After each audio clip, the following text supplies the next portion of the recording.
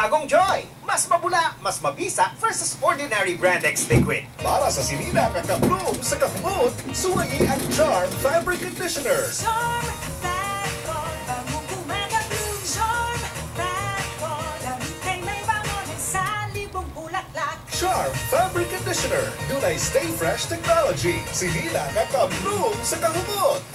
Charm Factor, bagong gumagabloom. Charm Factor, damit ay may bangonin sa libong bulaklak. Charm Fabric Conditioner. Manufactured by ACS Manufacturing Corporation. ISO certified, world-class quality. ACS. Ito ang DXDR 981 sa Dipolog City. Basta balita ang serbisyo publiko. Tatak RMN.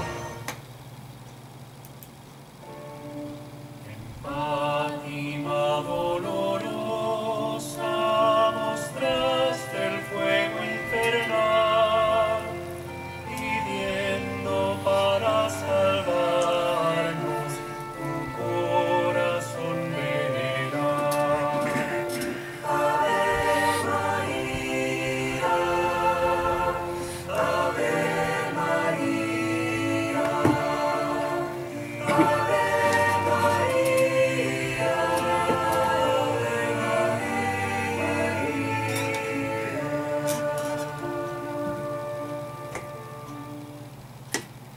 Sa ngalan sa Amahan, sa Anak, sa Espiritu Santo.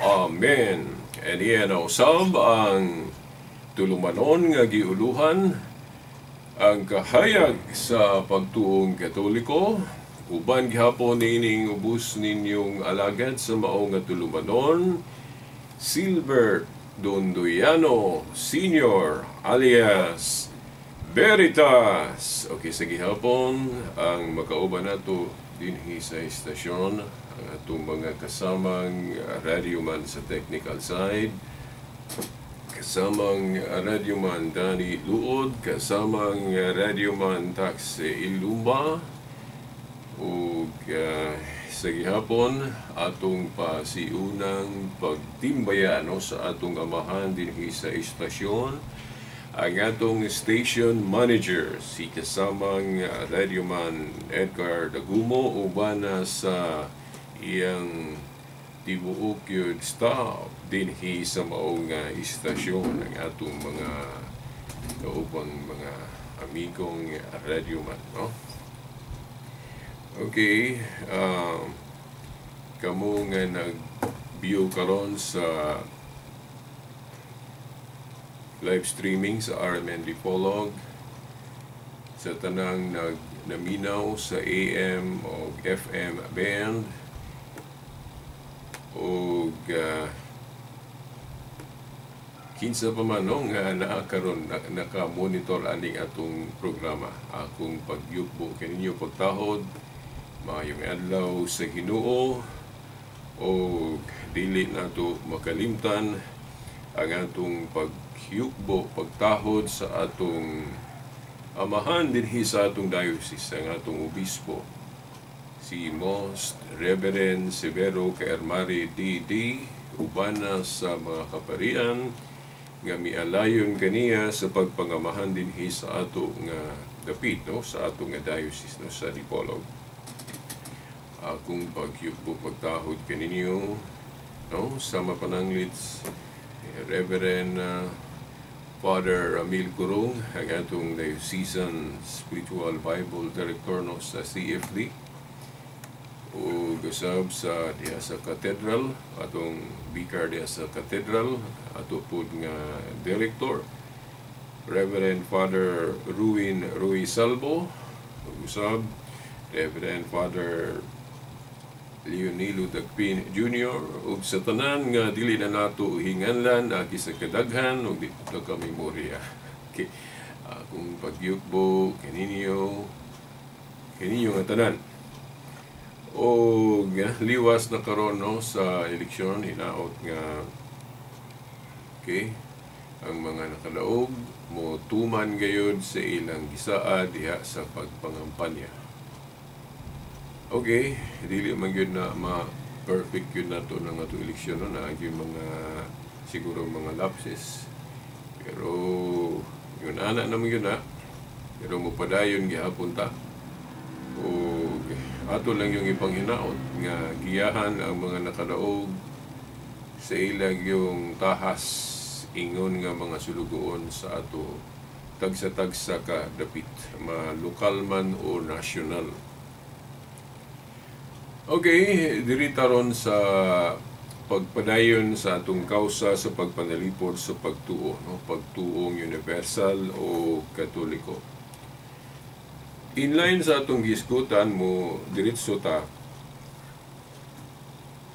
usa sa mga kana ganing gamiton nga basihan o rason, no? Nganong mubiya o daghang mibiya sa pagtuong katoliko gumikan anang mga panghuna-huna nga kung dili ma-clear, dili matubag sa katoliko, ang katoliko dili makahatag og katinawan. So magtuo dayon ang uban nga uban nilang kay uban daghan gyud. Magtuo dayon ang kadaghanan nga ang simbahang katoliko dili mao o anaa sa kasaypanan. So anaa sa kasaypanan mao na nga ang ayan lang biyaan. Di ba? Ang ayan lang biyaan. O ako usapod unta sa biktima ni adto, no? Kay hapit man ko mobiya pod sa pagkakatoliko sa dihang wa pa ko masayod, wa ko mahibaw sa mga katinawan tubag katoliko. Okay. Kana bang inani, no? Inani ang usa sa kinibang panghuna-huna nga kung dili nato matinawan, makaingon yun ang uban o kadaghanan nga ang katoliko dili man ni angay pasukupan kay wala man ni masubay sa Biblia. Oh. Kanang panghuna-huna nga kung wala sa Biblia dili angay tuhuan. Kay kinahanglan grounded by the scripture, doon nagibasihan sa Biblia ang usa ka practice o kanang mga buluhaton, no, sa pagtuo o kanang mga pagtulunan. Kung dili makaplagan niya sa Biblia, no, dili na biblical. Oh. Okay. Pero dihara mo guna good sa kanabang pagsabot, no, sa pag-interpret. Ang Biblia god matud pa sa uban, kuha na siya, wala na siya kulang formally.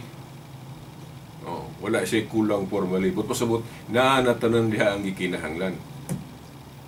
Oh. Niya mauna nga kung wala diha sa Biblia dili ang ituan. Then doon na po yung mga tudling sa Biblia nga gihimong kasangkapan ana. Oh, niya ako pod na nasayod na po ko ana o nahibalo na po ko kung saan na siya pagtubag sa side nga katoliko. Kaya actually naaryo na sa pag-interpret. Now, ang barugan ng katoliko, dili man ta mosupak nga igo na ang Biblia materially. Sa may ibot pasabot ana. Kay duha man nakaklase gud. Igo na ang Biblia formally o igo na ang Biblia materially. Ang mga dili katoliko, daghan nila nag-usaan ng gitawag og ang Biblia sufficient o igo na formally. Ang but pasabot ana nga ang unsa ra gyud nasulat diha maoy authority. Wala na magkinahanglan pa og mga tawo nga authority usab nga kanang gitawag nato maoy final arbiter sa pagpasabot aning Biblia. Mao na nga ang tao kuno igo lang mubasa sa Biblia. Dayon og mahusto iyang pagsabot, igo na. Kung sa iyang nasabtan, igo na. Nga sa ato patanan, pwedeng mubasa sa Biblia ug makakat-on sa husto. Mao na nga daghang gabasa sa Biblia pero ang dili maayo kay dili man nagsama ang paghubad, dili man nagsama ang pag-interpret. walay unity, no? Panagbahin-bahin ng nahitabo. Nga naman, kay nagtuo sila nga ang Biblia igo na formally. But pasabot, ug unsay nasulat diha, mao ra nay authority. Wala nay mga tao nga gikinahanglan nga sila maoy final say o sila mo'y mo authoritatively interpret aning Biblia. Di ba? Sa kung dirita sa kining balaod sa atong nasod, for example, nga natin mga law books, naamantay ka nang gitawag og final arbiter. Di ba? Kanang mga korte na to, nagaling regional trial court, lower court, dili pa na final gani. No? Ang final o definitive yun nga interpretasyon o paghubad sa atong balaod ang Supreme Court. So doon na siya final arbiter. Mga tao na nga naa nila ang authority nga mo final say o kung sa gyud atong balaod. Saan pag-interpret atong balaod. Di ba? Now, kung waritas Biblia, ingon ana man pud na ay final arbiter nga mga tao nga maoy mo final say katapusang musulti unsa ang ato gyung pagatuhuan, unsa gyud atong interpretasyon. Sama ba pananglit, no? Muhatag gyud ko ninyong example. Kadtong nahitabong council sa Jerusalem, no? First Council of the Church, unang konsilyo sa Jerusalem. Di ba unsa may ilang gibuhat dito? No? Nagbasa ba sila og kasulatan din og unsa tong naa sa kasulatan ra? Maura gyud to. Okay, maura gyud tay pagatuhuan, mo toy final say. Nya ang problema gud na lahi-lahi man kung pagsabot ang tao. Di ba? Ang pangutan na kinsa mang pagsabot ang final. Na kung atong dan-awon tong gatong Council of Jerusalem, so naman to gadibate man sila dito, taas ka England tuki. Dayon, ang katapusang misulti nga definitive ang iyang paghubad nga niundang ang debate kadtong gitugyanan ni Kristo sa mga yawi sa gingharian sa langit. Si Pedro, nasa interpretasyon ng Katoliko, siya mao'y silbing representative ni Jesus Christ, ang holder of the keys. So man naman yung tapika na to. No, di na ko mo balik pa ana sa sunod na lang. No? Ini ground ruby na, ini cycle naman no? Atong mga topic. Si Pedro ang define nga ang iyang interpretasyon wa naging misupak ato. Katong iyang desisyon, ang iyang paghubad. Unya hinoon nidason pod si James kay siya may leader o obispo sa Jerusalem diin nahitabo ang council. Pero wala gyud niya supaka ang gisulti ni Pedro. Di ba?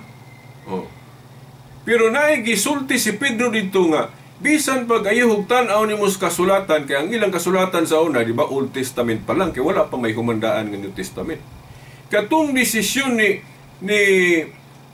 Pedro, iyang gibungat wala biya tos kasulatan nga ilang gihuptan sa maong panahon kay ang kasulatan sa una nga ilang gihuptan kato pa mang Old Testament.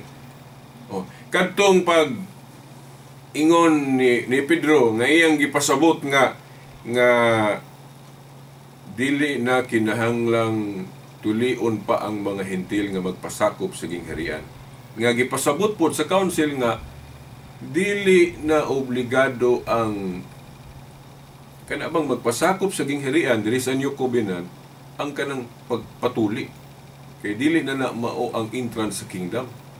Oh, dayon gipasabot sa council no, sa pahayag ni Pedro nga pwede na maapil ang mga hentil. Di lang kay mga Hudiyo. Oh. Wala man na sa daang kasabutan, wala man na sa kasulatan nga naa na ni atong higayuna. Di ba? Wala. Pero nganong definitive, nganong kinahanglan man tuhuan ang gisulti ni Pedro. Tungod kay authority siya. Usa siya adtong giingna ni Kristo sa Juan 20:19 hangtod 23 nga katong gihuipan niya sa espiritu, then ingon din siya, maingon nga ako gipadala sa amahan, ako usab nagpadala kaninyo. Di ba?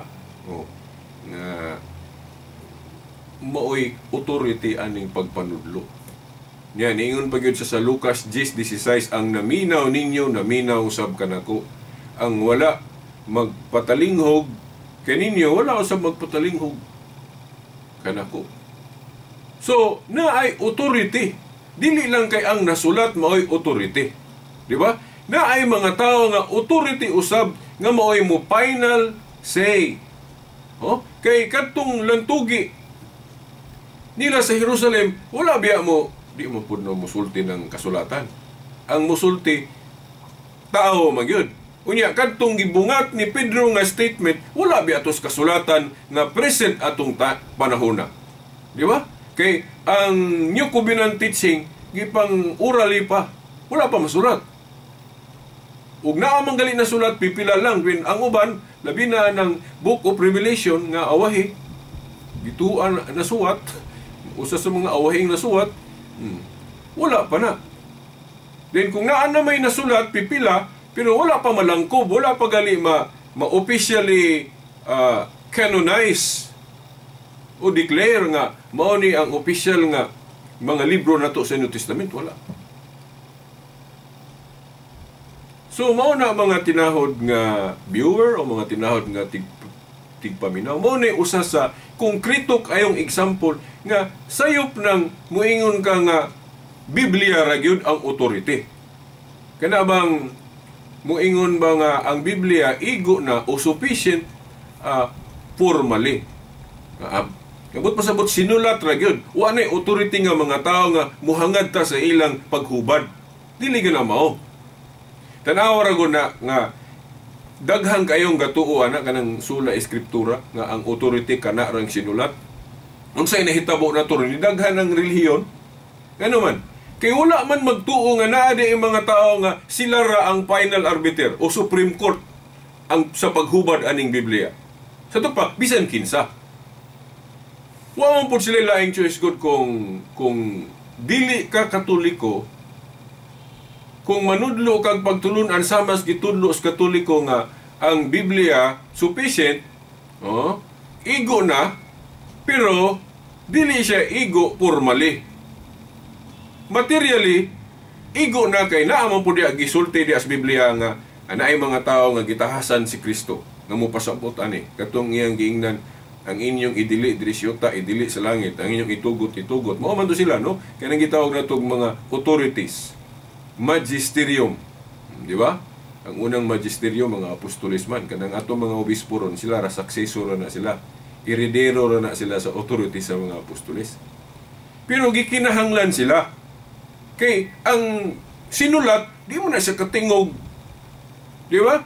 Daghan mang interpretasyon anong sinulat. Unya ang mo final say og unsa gituhuan nga interpretasyon, mga tao man ang musulti ana. Di ba? Sumo na nga ang barugan ng Katoliko supak yun anang moingon nga ang Biblia igo na formally. Ngano man? Kung moingon ka nga ang Biblia igo na formally sa to pa sulat ra, wa na magkinahanglag mga tao nga mo final say o Supreme Court aning Biblia. Di ba? Ang ato laging balaod sa Pilipinas, di ba naman tayo Supreme Court? Nga ang iyang tingog final. Ug naay mga desisyon sa lower o mga regional trial court o sa pa na mga court nga ubos ra. Kung diskumpiyado ka sa result ana, ang final ang Supreme Court. Di ba? Naagi Supreme Court nga gikinahanglan nga ang ilang tingog final. Di ba? Ingon ani po ning Biblia. Now, wa man gud poy laing choice gud ang mga dili Katoliko kung ilang supako ng Katoliko. Alang-alang manudlo sila anang naay mga tao gyud nga final arbiter o kanang gitawag og magisterium nga sila ang Supreme Court sa pagpasabot ani o pag-interpret aning Biblia. Kung motuo sila ana, so wala sila rason nga mobiya sa Katoliko. Di ba? So ikaw konobe, kung gusto ka nga maglain og imong grupo, parang ang mga abuloy po mapunta ni mo dili sa Katoliko. Di ba? Oh. So kung maglain kag imong grupo Unsaon nimo pag-justify ana nga tuhuan po ka? Siyempre, dili gyud ka manudlo nga naay mga tao nga final arbiter sa pagpasabot aning Biblia. So, imo gyung itudlo nga igo na ning nasulat diri. Ug unsay gipasabot diri atong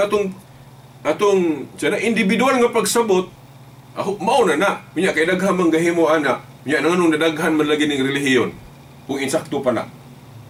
Nga ang sinulat igo na kuno formally. Wa na magkinahanglag mga tao nga sila mo isipon nga final arbiter nga mo interpret aning Biblia. Sa laktod nga pagkaistorya, walay Supreme Court nga mo interpret aning Biblia. Bisan kinsa lang, tanawa unsay nahitabo nato, pila naman ka denominasyon, pila naman ka grupo ron ang Kristyanismo. Pagkadaghan. Pero kung motuo ta sa gitudlo sa Katoliko nga ang Biblia igo na materially, but pasabot, kining sinulat, o unsa nang giingon po sa sinulat, nga mga tao nga gikinahanglan nga sila mo'y final say aning pag-interpret sa Biblia, dili ta mabahin-bahin. Di ba? Kay, naamay mga tao nga authoritative nga sila nga muhangad ta nila kung dili na ta magparehas og sabot. Di ba? Paras kung lagi na atong korte ko, ang mga abogado na to magdebate diya sa lower court, regional trial court, unya, ang dili sila mo kontento sa resulta, di ba ipasangat nila sa Supreme Court ang kaso? Unya, iniktingog sa Supreme Court, hilom, final, definitive. Ingon na, nga nung nagpadayon tag panagbahin-bahin ron aning pagtuon-tuon sa Biblia, kaya wala ta magtuo anang gitudlo sa Katoliko, naay Supreme Court ni, naay final arbiter ang paghubad aning Biblia. Mga tao na una gi-authorize ni Kristo, mga apostoles. Siyempre, kinsa man pud ang Supreme Court ron aning Biblia o magisterium, siyempre, kadtong mga tao nga makita nimo sa history nga ang ilang koneksyon masumpay gyud sa mga apostoles. Yung umilaing grupo ana nga makahatag og ebidensya, mga Catholic bishops man, along with Orthodox. Galing ang Orthodox na alang yun na simang nilang baruganan po. Pero ang ilang succession, masumpay yun. Di ba? Pero kining ubang mga pundok ron, wa gyud kay makita nga ebidensya nga nasumpay ng ilang authority gikan sa mga apostoles. Kinahanglan mo gud ang authority. Ang atong premise ana gibalik-balik na kana sa Roma 10:15, no? Roma 10:15 unsay giingon ni Pablo diya? Unsa man kuno pag-preach, unsa man kuno pagsangyaw kung wala siya gisend o wala siya gipadala. Buot ipasabot, unsa man kuno nimo pagtudlo kung wala ka gi-authorize. Bisan sa atong gobyerno kinahanglan ng authorization. Dili ka mahimong pulis kung dili ka i-authorize sa mga tao pod nga sila ra ang may authority sa pag-authorize. Di ba? Kanang deklara kinsa na mahimong abogado, pagdeklara kinsa na atong mga opisyal nga mga teacher. Dili biya kay bisan kinsa. Naabi mga tao nga sila ra mo'y officially makasulti ana. Dili kay bisan kinsa. Natanawa lagi ning magbasa tag Biblia bisan kinsa ra atong paminaon. Wala nato lantawa ang authority ana kung gikan magyud sa mga apostoles ng ilang authority. Di nadaghan ng relihiyon, kay bisan kinsa tuhuan man, basta maayo lang mo pasikot-sikot aning Biblia. Bisan pag kanang imong pagtulunan lagi naas Biblia tanan, kung ang kanang inyong mga kung kanang atong mga preacher wala gyud magsukad ang ilang authority sa mga apostoles, matawag lang gyud na siyang bugos gihapon. O dili tinuod. Mura lang tinuod kay gikopya man ang pagtulunan sa simbahan. Nabitaw kong higalang Adventist na giing na nako ingko. Naalagis Biblia na inyong gitudlo. Pero ang pangutana, ahag gikag authority sa Ellen White kanang prime mover ng Adventist. Asa gikan? O claim lang. Pero kung wari ka sa mga obispo na pag kanang apostolic succession nga tema, kung wala pa mo kahibaluan na, atangin ninyo diri sa atong tulumanon. Mosait lang ko ninyo mga duha ka obispo nga puros na mga Katoliko nga disipulo og apostol. Si Obispo Ignacio katong nag-ingon nga ang tinuod kuno nga Iglesia ni Cristo Catholic. Si Obispo Ignacio nagsulti ana. Kunya, kinsa man na siya? Disipulo ni San Juan. Si San Policarpo po, si Saint Polycarp. Nahimo po itong obispo, disipulo po ito ni San Juan. Kumala sa church history. Mga Katoliko na puro. Di ba? So, kining ilang paghubad, kasaligan, tungod kay disipulo gudog apostol. Asa man kamo tuo sa tao nga wa gani kakita o kadungog, bisan sa hagawhaw na lang stingog sa mga apostolis. O kining mga tao sama ni Obispo Ignacio, Obispo Policarpo, nga puros mga Katoliko. Nya disipulo, pagyod ni San Juan. Di ka mo tuo, tungod lang kay hulas Biblia. Hulas Biblia. Sa sunod Domingo pohon, atong ipadayon tong pag-discuss atong mga bersikulo sa Biblia nga it seems nga ang nasulat ra ko no, wa na ko na magkinahanglan og mga tao nga authority aning mo interpret sa Biblia o kanang final arbiter o Supreme Court, no? Wa man gud po sila laing choice god kay kung mutuo sila anang pagtulunan sa Katoliko nga ang Biblia ego na pero not formally materialira nga apil sa authority ng mga tao nga gi-authorize mo ay Supreme Court nga mopasabot anang Biblia, kung mutuo mo ana, wa mo gud mo rason nga mobiya as Katoliko. Kay muhangad man tag final arbiter. Pero dili mo muhangad og final arbiter, kamo ra gyud mo pasabot aning Biblia mo nang pwede mo maghimog laing pundok. Ako, di ko kahimog laing pundok kay di mo ko authority. Maghangad ra ko kung kinsa authority mo nang magsunod-sunod ra gyud sa mga obispo. Dili ko mo kompetensya sa mga obispo kay sila may naay authority. So wa naman tayo igong panahon at ang ininyo sunod Domingo po nato ning ipadayon kay wa pa ta mahuman. Okay. Hangtod sa sunod nga panagdungog, panagkita nato sa kahanginan. Sa ngalan sa Amahan, sa Anak, sa Espiritu Santo. Amen.